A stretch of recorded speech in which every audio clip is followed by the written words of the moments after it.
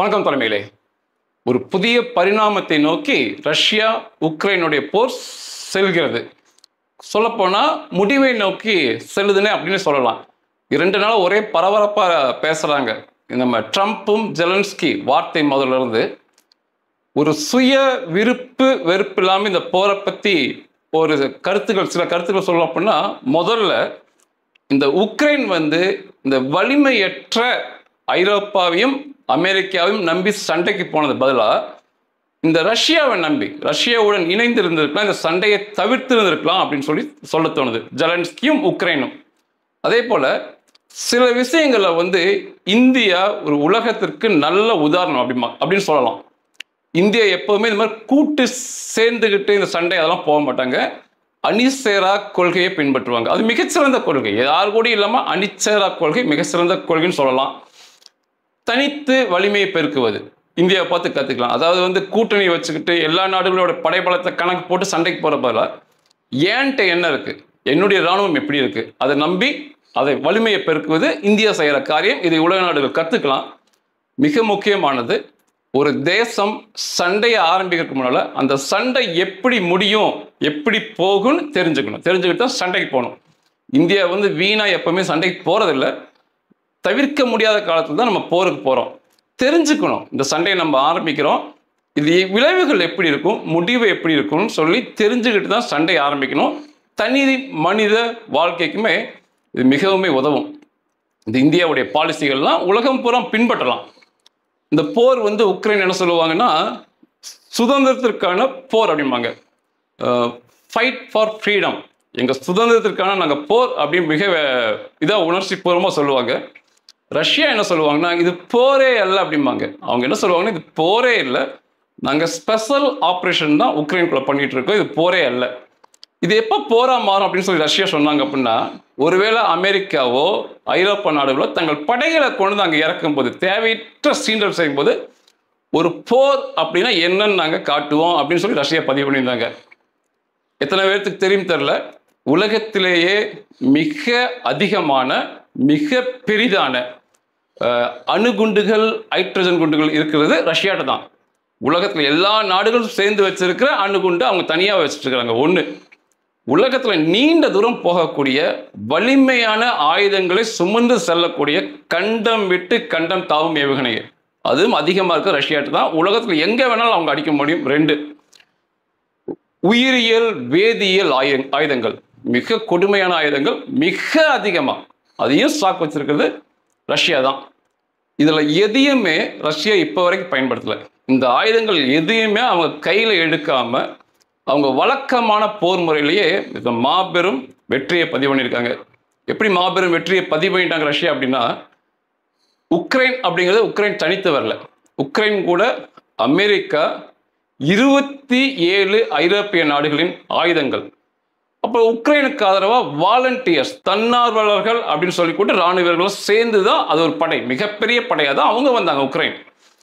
Russia தன்னை மட்டும் நம்பி ரஷ்யா கூட இணைந்து சண்டை போடுறது செச்சன் ரெபல்ஸ் அப்படிம்பாங்க. செச்சன் பக்கத்தில் இருக்க நாடு, அவங்களும் கடைசி கட்டத்தில் நார்த் கொரியாவும் சேர்ந்து தான் இவங்க சண்டைக்கு போனாங்க. இன்னைக்கு உக்ரைனோட 20% நிலப்பரப்பை 5ல் 1 பங்கை ரஷ்யா பிடிச்சிட்டாங்க. 3 வருஷத்தில் மிக மெதுவாக 5ல் 1 பங்கு நிலம் இன்னைக்கு உக்ரைனோட நிலம் ரஷ்யா கையில் தான் இருக்குது. அதான் ரஷ்யா சொல்கிறாங்க, நாங்கள் ஸ்பெஷல் ஆப்ரேஷன் தான் பண்ணுறோம், மெதுவாக தான் தாக்குதல் நடத்திட்டு இருக்கோம், அந்த மக்கள் என்னுடைய மக்கள் அப்படிங்கிறாங்க. உண்மையாகவே ஒரு முன்காலத்தில் பார்த்தீங்கன்னா உக்ரைனும் ரஷ்யாவும் ஒரே நாடு, மொழி 2 பேருக்குமே நல்லா புரியும், மதங்கள் ஒரே மக்கள், நாங்கள் மிகப்பெரியதான போரை அங்கே இன்னுமே நாங்கள் நடத்தலாம் அப்படின்னு தான் ரஷ்யா பதிவு பண்ணுறாங்க. நேற்று பார்த்துப்பீங்க, வெள்ளை மாளிகையில் வார்த்தை போர் நடந்துச்சு ஜெலன்ஸ்கிக்கும் ட்ரம்ப்புக்கும். அப்போ ட்ரம்ப் சொன்ன சில காரியம்லாம் அங்கே வச்சு சொன்னார். எங்களுடைய ஆயுதங்கள் மட்டும் இல்லை அப்படின்னா, நாங்கள் உங்களுக்கு உதவிக்கு நாங்கள் அங்கே நிற்கல அப்படின்னா இந்த சண்டை 3 வாரத்தில் முடிச்சிருப்பாங்க, ரஷ்யா 3 வாரத்தில் முடிச்சிருப்பாங்க அப்படின்னு சொல்லி ஒரு கருத்தை பதிவு பண்ணார். If you didn't have our military equipment, this war would have been over in 2 weeks. அப்புறம் என்ன சொன்னார் அப்படின்னா, சண்டை போடுறதுக்கு உன்ட்ட ஒன்றுமே இப்போ இல்லை, நாங்கள் பின்வாங்கிட்டா உன்ட்ட ஒன்றுமே இல்லை. ஒரு சீட்டாட்டத்தில் சீட்டாடுறவங்க எல்லாம் உட்காந்து உன் கையில கார்டே இல்லை, சீட்டாடுவது கார்டே இல்லை, நீ என்ன பண்ண போற அப்படிங்கிற கேள்வியை கேட்டார் அவரு. நீ வந்து மக்கள், உன்னுடைய உக்ரைன் மக்கள் உயிரோட விளையாண்டு இருக்கிற, மூன்றாம் உலகப் போர் வரக்கூடிய ஆபத்துல அதையும் நீ தான் பண்ணிக்கிட்டு இருக்க. You don't have the cards right now. With us, you start having cards. Right now, you don't. You're playing cards. You're playing cards. You're gambling with the lives of millions of people. You're gambling with World War III. You're gambling with World War III. அப்படின்னு கடுமையா திட்டினாரு. இவ்வளோ சொல்லியும் வீணா நான் சண்டை போடுவேன், நீ பிடிவாதம் பிடிக்கிற அப்படின்னு சொல்லி ஒரு ஆக்சன் பண்ணி பாடி லாங்குவேஜ்லேயே செஞ்சு காமிச்சார் ட்ரம்ப். இதுக்கு ரஷ்யா என்ன பதிவு பண்ணாங்க, அதுக்கப்புறம் ரஷ்யா என்ன பதிவு பண்ணாங்கன்னா, இந்த உக்ரைன் அதிபர் ஜெலன்ஸ்கியை ட்ரம்ப்பும் அமெரிக்க துணை அதிபரும் அடிக்காம விட்டது அவங்க பெருந்தன்மையை காட்டியிருக்குது, அவன் அவ்வளோ ஆத்திரப்பட்டான்னு சொல்லி ரஷ்யா பதிவு பண்ணாங்க. பொதுவாக பார்க்கும்போது அமெரிக்காவுடைய ஏகாதிபத்தியம், ரஷ்யாவுடைய ஏகாதிபத்தியம், பெரிய நாடுகள் இந்த சின்ன உக்ரைனை வச்சு மிரட்டிட்டாங்க, வச்சு செய்கிறாங்க அப்படிங்கிற நிறைய பேர் நேற்று பதிவு பண்ணியிருந்தாங்க. ட்ரம்ப் வந்து ஒரு வாரத்துக்கு முன்னால் பேசியிருந்தார். அவர் சொன்ன கருத்தை மட்டும் நம்ம இங்கே யாரும் இது எழுதலை. அவர் என்ன சொல்கிறாருன்னா, ரஷ்யர்கள் நெப்போலியனையே தோற்கடிச்சவங்க. நெப்போலியன்கிறது ஃப்ரெண்ட்ஸோட மாவீரன் சொல்லுவாங்க.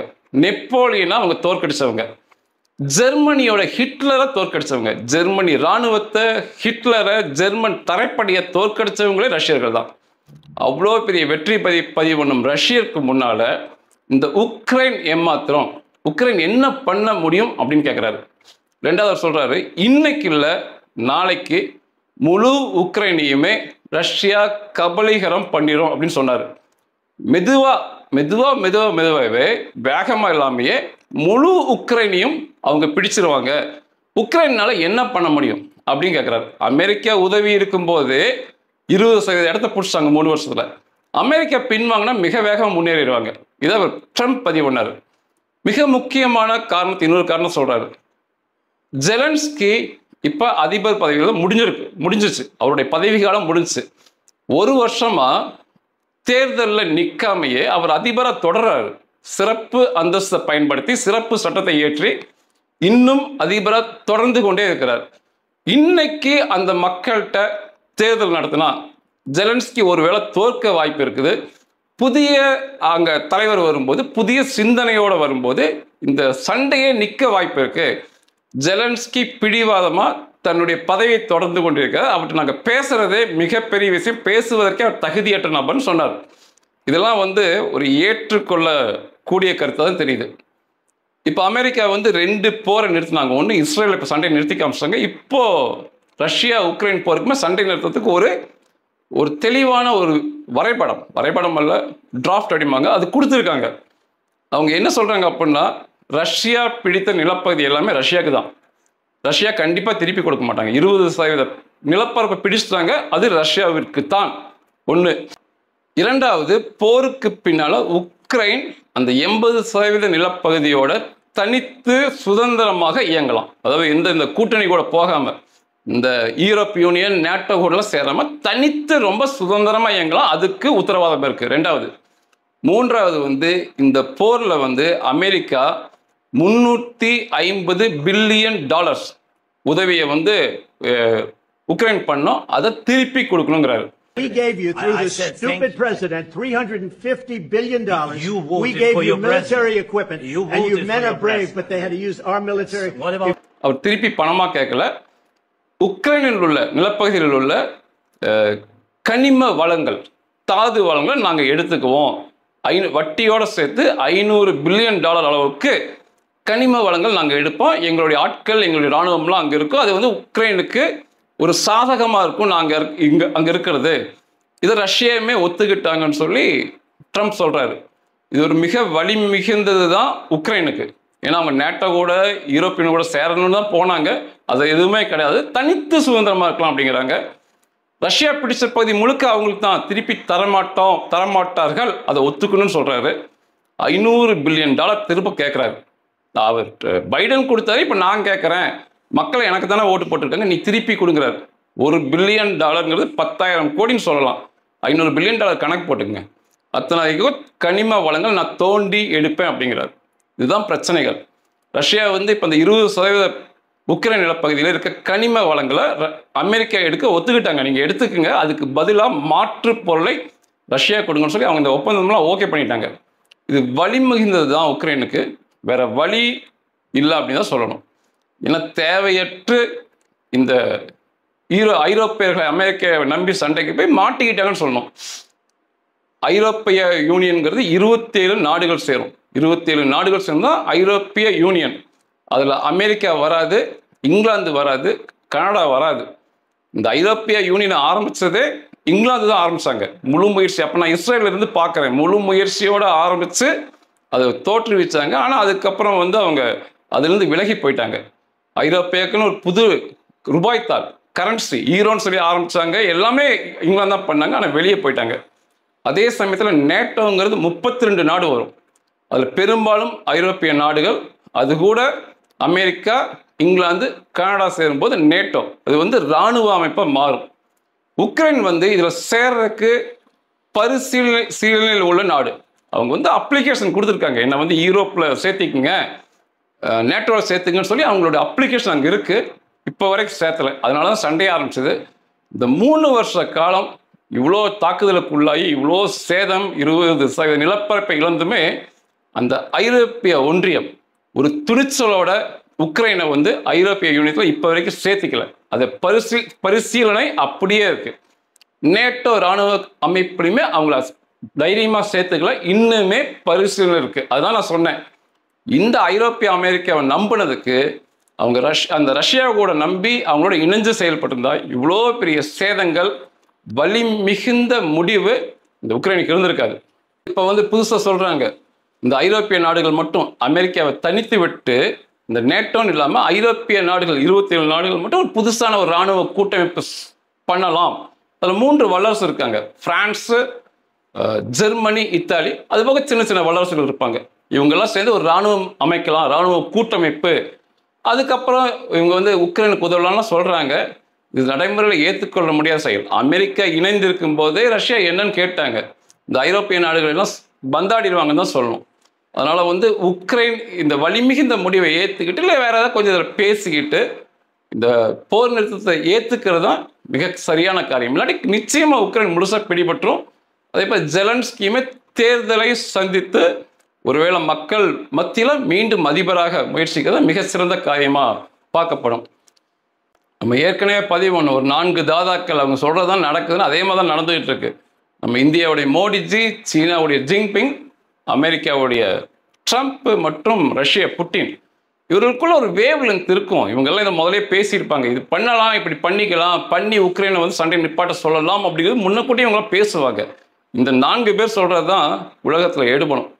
நம்ம ரஷ்யா பற்றி இன்னுமே தெரிஞ்சுக்கணும். இதே ஒரு ரஷ்யா வந்து செச்சனியா கூட சண்டை போட்டாங்க. இப்போ செச்சனியா ரஷ்யாவோட இணைஞ்சு நிற்குது. முதல்ல சண்டை போட்டாங்க. செச்சனியாக்குள்ளே வந்து ரஷ்யா ராணுவம் போகும்போது நான் அப்போ இஸ்ரேலில் தான் இருக்கிறேன். அப்போ நான் பார்க்குறேன், அப்போ ரஷ்யாவுடைய அதிபர் போரிஸ் எல்ஸ்டின், அந்த போரிஸ் எல்ஸ்டினுடைய மாணவர் தான் இப்போ இருக்க புட்டின். இப்போ போரிஸ் எல்ஸ்டின் ஒரு வார்த்தை சொன்னார் செச்சன் அதிபர்கிட்ட, உன்னுடைய கட்டடங்கள், உன்னுடைய வீடுகள்லாம் அப்படியே இருக்கும், உன் கார், லாரி, பைக்லாம் அப்படியே அங்கே நிற்கும்.